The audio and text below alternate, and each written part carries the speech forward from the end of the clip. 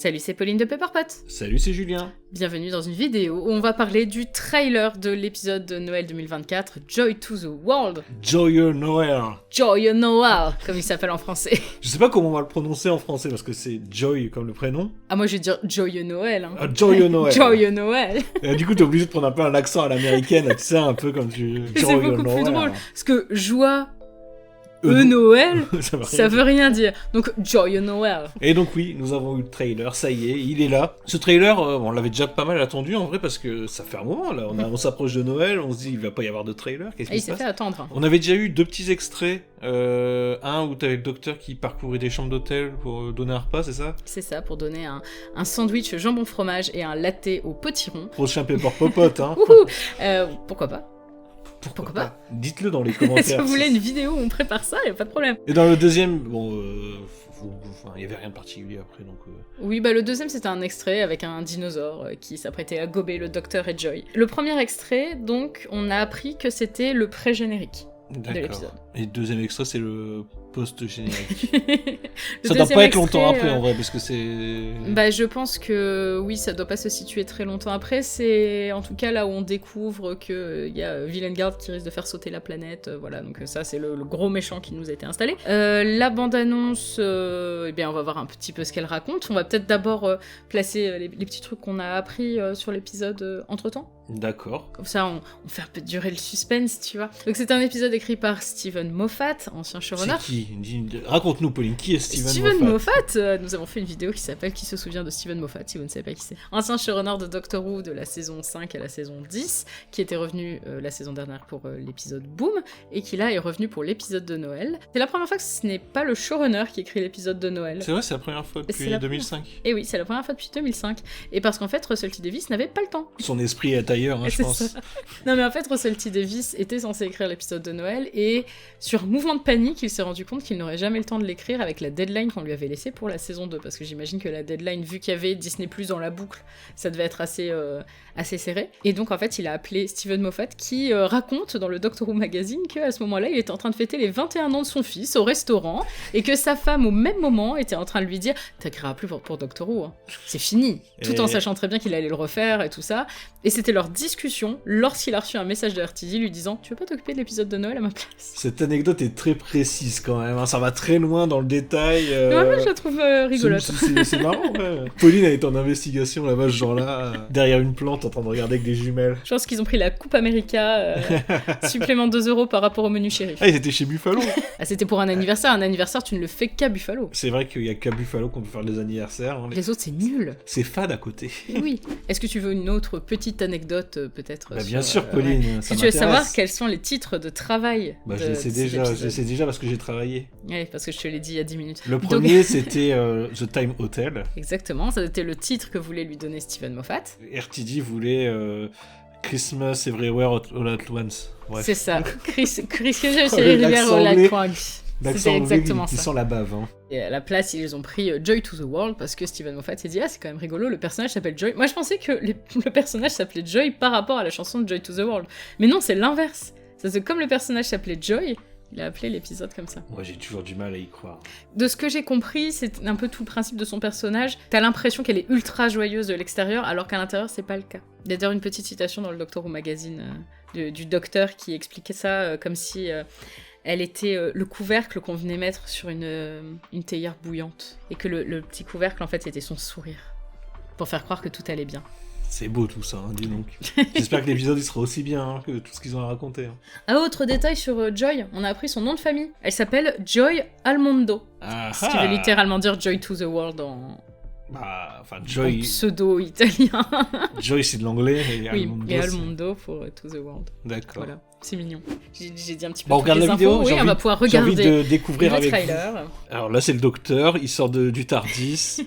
Dit « Oh mais c'est Noël !» Et oui c'est Noël parce qu'il y a un sapin de Noël. Et donc en fait on est dans le Time Hotel. J'ai vu des gens dire que ça ressemblait beaucoup au TVA de Loki. Je pense que c'est juste que c'est du design rétro-futuriste en fait. Oui peut-être. T'es pas convaincu? Ouais, j'ai l'impression d'être à Space Mountain quoi.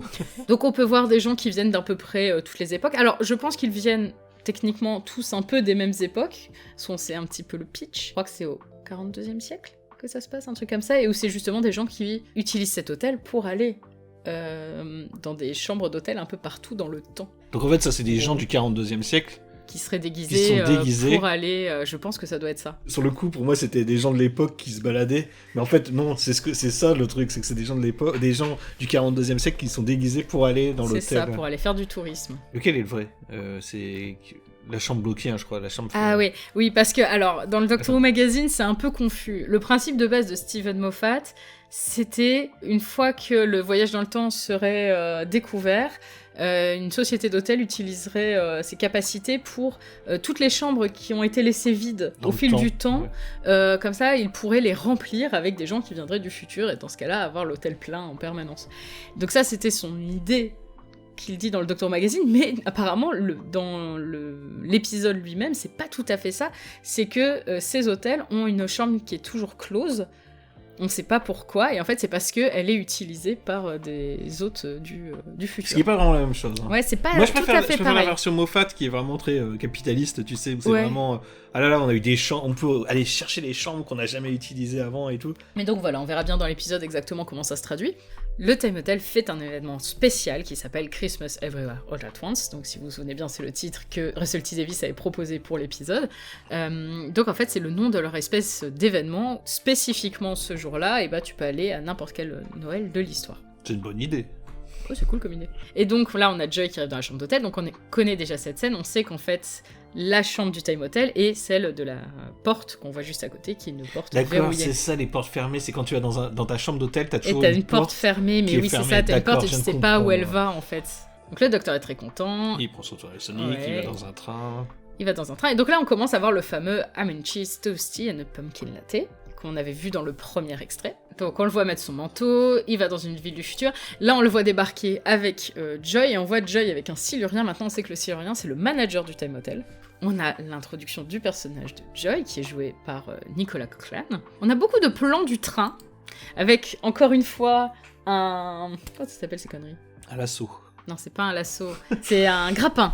Ah, c'est un grappin, j'ai pas fait. J'adore les plans sur le train, ils font super fake, mais harmonieusement. Oui, ça fait. Mais ça, moi, je trouve que ça fait très Noël en vrai. Oui, c'est ça. C'est pour un épisode de Noël, je trouve ça tout à fait opportun. Je pense qu'ils peuvent pas faire. Je sais pas comment ils ont fait la scène, mais j'imagine qu'ils sont pas allés dans la montagne avec un train et tout ça. J'imagine que c'est que du fond vert avec un bout de wagon dans un. Je pense que tu peux pas faire réaliste, donc tu fais pas en vrai ce genre de choses. Ça me rappelle le film L'Orient Express là. Le crime de l'Orient Express de Kenneth Branagh. Ouais. Où on avait... Après, l'histoire, de toute façon, c'est l'histoire normale. Mais on avait dit, mais c'est moche, c'est pas beau. Tu te souviens ? C'était hideux. Et c'était le même style de truc, en fait. Sauf que dans Doctor Who, tu l'acceptes peut-être plus. Peut-être. Est-ce que ça, c'est vraiment le truc qui l'attrape ? Je pense pas. Ah, quoique si, il l'attrape et paf, ça se bloque, il va pouvoir revenir par la chambre. Il bloque la porte en fait d'une chambre d'hôtel. Ouais, tu vois, ça a l'air d'être le couloir. Et il arrive dans une autre, il arrive dans une autre chambre qui est une chambre un peu plus préhistorique, j'ai l'impression, où il va rencontrer un dinosaure. Ah non, c'est pas celle-là. Non, c'est pas du tout celle-là, c'est absolument pas celle-là. Puis t'as quand même des lampes à huile, t'as des marches. Je pense que c'est. Regarde le sol, je pense que c'est pas du tout préhistorique. je découvre qu'il y avait tout ça à la préhistoire. Mais regarde ça, là, t'as une arche pour la porte et tout. Ouais. Oui, mais c'est une chambre particulière pour les. Enfin, tu vois, on fait croire c'est comme à Disneyland. Ah oui. Donc là, 2 docteurs. Là, c'est trop bizarre. Hein. Ouais, un docteur près de la porte, un autre docteur qui est près de la valise de Lingard. C'est un multidocteur. C'est un épisode multidocteur, et ça, waouh. Alors, qu'est-ce que ça va être, à ton avis, ça ? Qu'est-ce que ça peut être Je pense que c'est juste que le docteur va dans différentes pièces, et à un moment, il rentre 2 fois dans la même pièce. En fait. Ouais. Je me demande si du coup c'est vers le début ou pas, parce qu'ils ont encore la mallette. Est-ce que ça se passe directement avant Peut-être qu'en fait t'as un des docteurs qui est au début, un docteur qui est à la fin en fait. Et... Oh d'accord, ouais, pas mal. Oui, qu'en fait ça ce serait les docteurs du début, et que du coup on verrait 2 fois la rencontre. Une fois de son point de vue à lui, et une fois du point de vue de l'autre, ouais. En tout cas, c'est exactement le même costume. Parce qu'on sait qu'il a au moins 2 costumes dans l'épisode.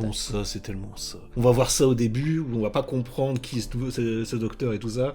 Et petit à petit, on va se rendre compte que c'est lui, et puis il va venir, et puis il va dire « Ah, faut que je dise ça pour que l'autre docteur fasse ça, et puis voilà, et puis ça va permettre d'avancer vers là, et puis hop, résolution, voilà.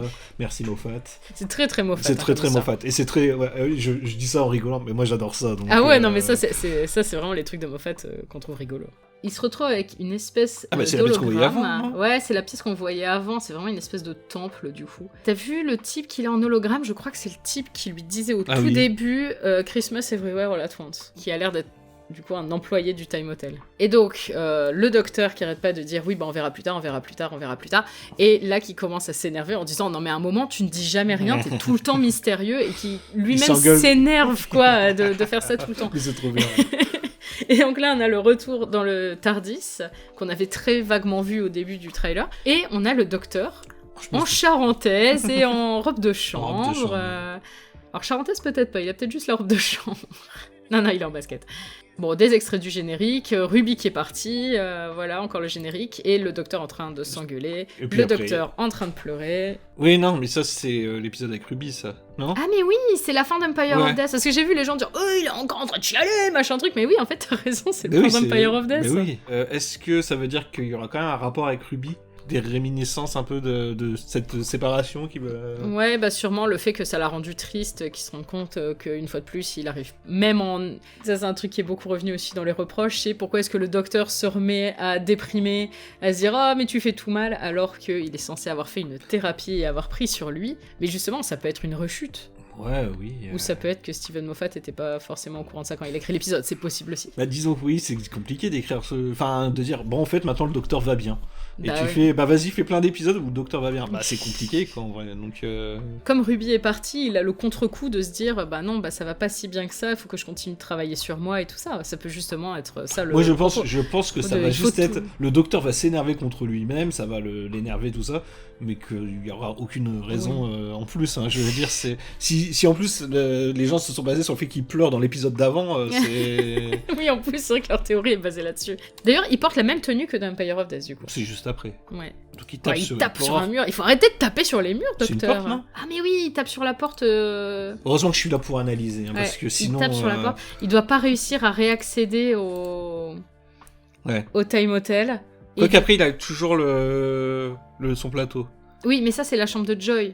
Ah oui, donc il a laissé le plateau dans la chambre de Joy. Il a laissé le plateau dans la chambre de Joy. Donc là, on le voit sortir d'une des chambres, tout simplement. D'ailleurs, on voit, c'est trop rigolo, regarde, l'espèce de porte de Hobbit, là. Alors, Moffat a dit d'abord que son script, c'était juste le docteur s'amusait dans le Time Hotel, et il n'y avait pas de méchant, il n'y avait rien, et qu'il s'amusait juste à aller d'endroit en endroit et tout ça. Et je trouve ça déjà cool, et ça se voit qu'il a gardé quand même ce principe. Je pense qu'on va aller dans beaucoup d'endroits dans cet épisode, quoi. Ouais, c'est à la base, c'était vraiment que ça le script, et où il s'est dit, bon, c'est quand même un peu vain, on va mettre un méchant, quoi. Allez, Villain Guard, hop. Allez, hop, comme ça, quand je redeviendrai showrunner, je mettrai ça en avant, Villain Guard, et puis voilà. Bon, bah, alors là, du coup, le To the Worlds, oui. Qui avait été le titre repris par Disney+. Oui, en fait. C'était bourré de titres, ou alors il y a peut-être un truc où les deux titres se valent, je sais pas trop. Non, je pense que ça doit vraiment être une erreur du community manager de Disney+, qui a dû recevoir le truc. Le titre n'est jamais vraiment écrit. Ouais. Il est jamais écrit Joy to the World. Et je pense qu'il a dû probablement recevoir le trailer écrit Joy to the World et croire que c'était ça le titre. Et du coup, dans ses publications, il avait écrit Joy to the World. Moi j'aime bien me dire que les deux titres se valent.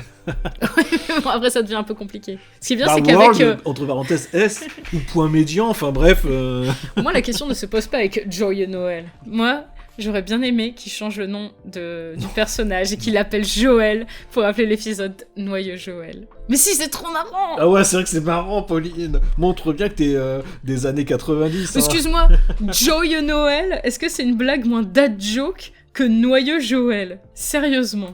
Alors, quel est le plus grand mystère de l'univers? Donc, le plus gros mystère de l'univers, c'est... Et pourquoi il y a une porte fermée? Pourquoi il y a une porte fermée dans tous les hôtels? Les épisodes de Moffat, t'as toujours le plus grand mystère de l'univers. C'est toujours des trucs de merde. Le docteur qui... Je pense que la partie temple... Je sais pas si c'est qu'elle arrive vite ou qu'elle dure assez longtemps, mais il y a pas mal de plans situés dans ce temple. Moi, je pense que ça arrive vite et qu'ils se sont focalisés sur 2-3 salles pour pas montrer le reste, quoi, pour garder de la surprise, quoi. Donc un feu d'artifice, un mec qui se dissout. Et pas qui dissout l'assemblée, hein. Il y a un petit air de mec de droite, hein. Et voilà, Doctor Who avec ce logo qui est trop joli dans cette couleur-là à chaque fois avec les petites flamiches. Ah, C'était bien. Ça donne trop envie. Mais c'est vrai que ça donne trop envie. Moi, j'ai trop hâte. Alors, je vais dire mes trucs tout de suite. Moi, j'ai toujours peur avec les épisodes de Noël. Parce que je sais que les épisodes de Noël, c'est pas des épisodes de Doctor Who faits pour faire avancer l'intrigue, te réinventer tout et tout. C'est des épisodes pour s'amuser le jour de Noël. C'est pas ce que je préfère en fait. En vrai, moi j'ai jamais trop aimé les épisodes de Noël. Moi j'ai eu une super mauvaise expérience, c'était Docteur Mysterio, Return of the Doctor Mysterio. Je sais plus si tu te souviens, mais il y avait eu 1 an de trou entre deux. Enfin, il y avait eu Husbands of River Song. Et ensuite, Docteur Mysterio, et il y avait eu 1 an. Et je me souviens quand il y a eu cet épisode, j'étais là, j'ai vraiment mis trop d'attente dedans. L'épisode est cool en plus, quand je le revois aujourd'hui, je suis content. Mais quand je l'avais vu à l'époque, j'étais là, bon, 1 an pour ça, d'accord. Ouais, c'est un peu ça. Et c'est ça les épisodes de Noël. Mais là, comme on a une saison avant et qu'on sait qu'on va avoir une saison après, tu vois, c'est bien en fait. Mais du coup, là, pour un épisode comme ça, on sait qu'on a une saison avant, une saison après, c'est vraiment... Ça donne vraiment envie, quoi. T'as envie de cette dose de fun, quoi. Bon, en tout cas, oui, pareil, j'ai vraiment hâte. C'est vrai que les épisodes de Noël, ils sont jamais dans mes épisodes préférés, mais c'est juste des épisodes fun, familiaux, bonne vibe. Et donc, moi, j'ai vraiment hâte de voir ce que ça va donner. C'est vraiment le côté... En fait, il y a 2 côtés à Moffat. Il y a le côté boom et le côté... pour cet épisode-là, et c'est le côté de Moffat que j'aime beaucoup. Ça se voit que ça va jouer avec les codes de Doctor Who, les codes du voyage dans le temps. C'est vraiment ce que j'aime, en fait. C'est ton dada, toi, ouais. Donc voilà, cet épisode sera diffusé simultanément sur BBC One, sur BBC iPlayer, donc ça c'est pour le Royaume-Uni, et dans le reste du monde sur Disney+, à 18h10, heure française. Très bien, merci beaucoup pour ces informations, Pauline. On va passer vite fait sur le Doctor Who Magazine. Je l'ai dit, il y a eu un Doctor Who Magazine qui est sorti avec des infos sur l'épisode de Noël. Il y a entre autres la couverture qui est cool, où il y a plein de détails. Il y a le docteur qui tient un journal. Alors j'imagine que c'est probablement un journal qu'il aura dans l'épisode. On le voit là avec sa robe de chambre, donc j'imagine qu'à ce moment-là, il aura un journal. C'est des petits easter eggs, en fait. On a, déjà, il s'appelle le Timey-Wimey, un encart sur le prisonnier zéro qui a été jugé innocent. Ensuite, on a aussi, par rapport au même épisode, donc toujours par rapport à Eleven Hour, le mystère de l'étang au canard, qui ne contenait pas de canard, qui a été résolu. Et c'est en réalité parce que ce n'est pas véritablement un étang au canard, mais parce que c'est un portail temporel vers l'année 1973, et il mène vers Londres, à Carnaby Street. Moffat, il a déjà son prochain épisode. Ça va se passer à Carnaby Street en 1973. Ah, mais tellement. Ça va tellement juste être ça. Mais si ça se trouve, c'est juste une connerie, hein. On n'en sait rien, mais c'est... Je le connais, Moffat, hein. Il aime bien mettre des petits indices où tu te doutes pas du tout. C'est vrai.